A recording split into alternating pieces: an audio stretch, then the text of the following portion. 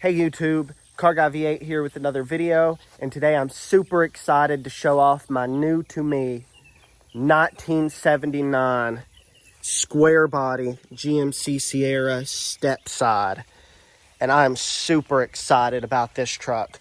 I bought it from a buddy of mine for a good deal. He had a few issues he had to resolve, so he let the truck go for cheaper than he wanted to. It's been kind of for sale for the last 2 years. I've talked to him about it several times, but he gave me a pretty good deal recently, and so I couldn't say no to it. So this is a 79 GMC Sierra. I think they call that the C15, even though it's the same as the C10. It's just how they were named, the GMC versions, the C15, but I don't think hardly anybody calls it that.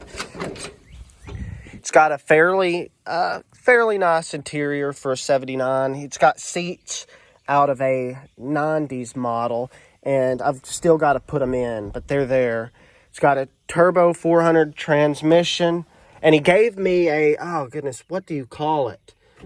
I could tell you any time of the day. It's a floor shifter. I've got it out in my shop. Man, I can't believe that I'm blanking on it. I'll think of it later, but it's got a Hurst handle up here for the automatic. All right, let's look under the hood.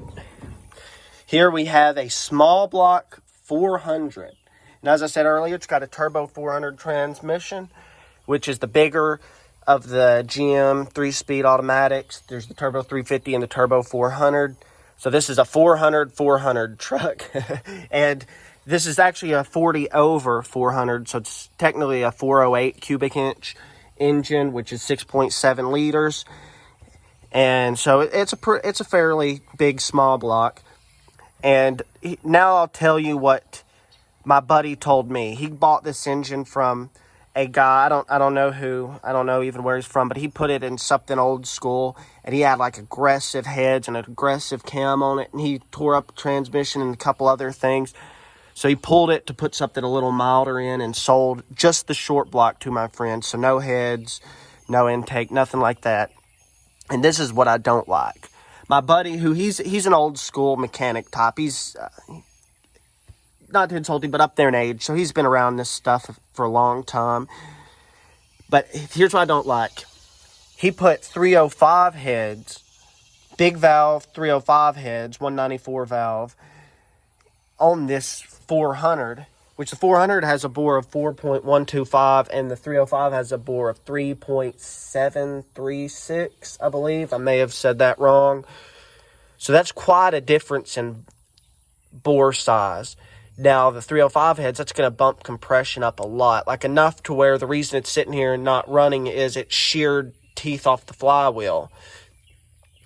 And another thing is you're supposed to drill steam ports in heads that you put on a 400 because it's got steam ports to help, I guess.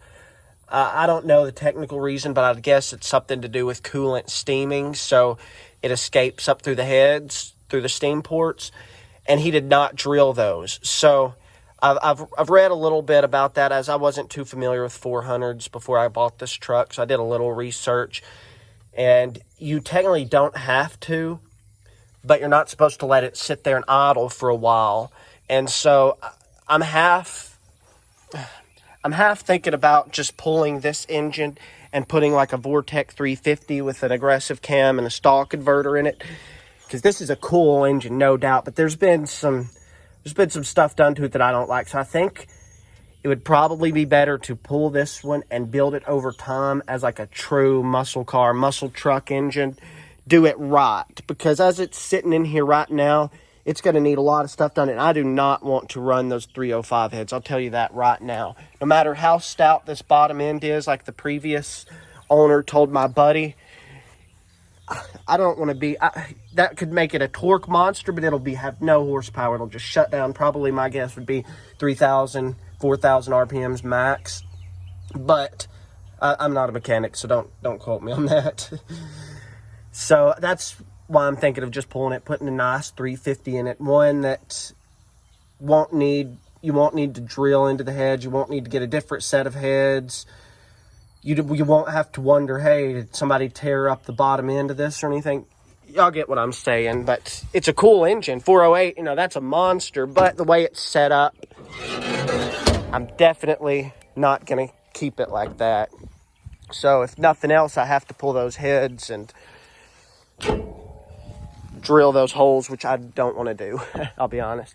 It's got a little bit of damage, as you see, but it's old school. It's an old school truck, so really the damage kind of just adds character.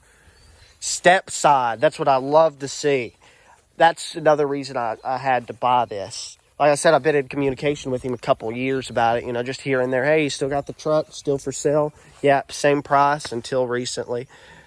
And he actually put this bed on it. I don't believe it was originally a step side. He didn't put the steps yet, so I'm kind of debating. What do y'all think? Put the steps or not? He paid, I think he told me he paid back several years ago, like almost $2,000 for that bed, and that hood's $500.